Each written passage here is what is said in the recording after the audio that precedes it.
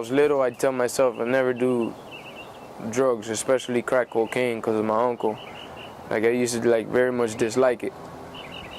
And I couldn't believe myself that I fell into it. I used to do grand theft and many other crimes just to get money, you know? What was it for? For drugs, for cigarettes, you name it, shoes or whatever. Just anything I could get my hands on. It got me to the point where I lost my mind, and I had to end up in a program because I did some very bad crimes.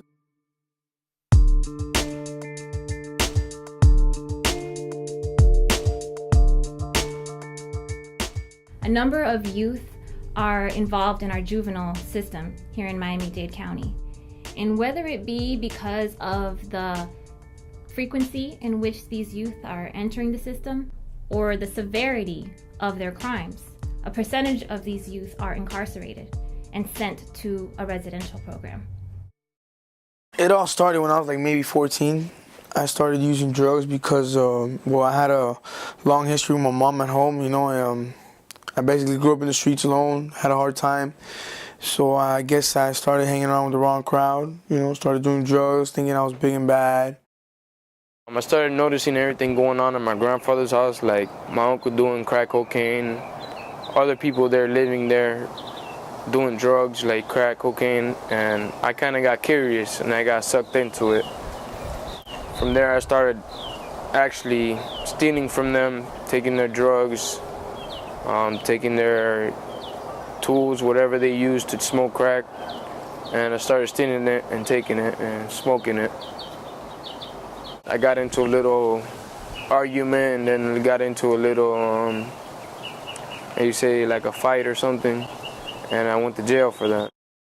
When they come back from the program, they're essentially left holding the bag and saying to themselves, okay, how am I gonna reintegrate myself back into my community, back with my friends, and back into my family? Coming back to the house where I lived in before, something I really didn't want to do, I wanted to go live somewhere else. And I thought to myself, this is not going to be easy. You know, maybe I'm going to relapse, or maybe it's going to be too hard for me to handle. So these children are faced with these huge problems when they come back home. And there is a real need for a program, for someone to step in and say, let me help you with this. So we took these key ingredients of functional family therapy, intense case management services, and accessibility, and we put them together to create the Youth Reentry Program. We know that the problems that youth face are within the context of a family, and we wanted to be able to address it for them and for their biggest support, which is their family. Targeted case management.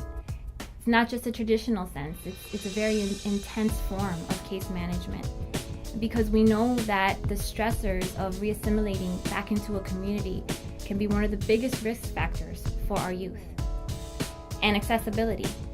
We knew it was important for our services to be offered at no cost to our families, because not every family can afford these services.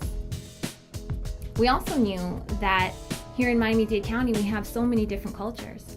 And so to address the three major languages here, we have English, Spanish, and Creole-speaking therapists and case managers to work with our families.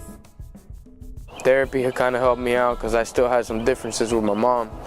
And they came and they told me, well, they didn't tell me, they just helped me out and helped me through the hard times.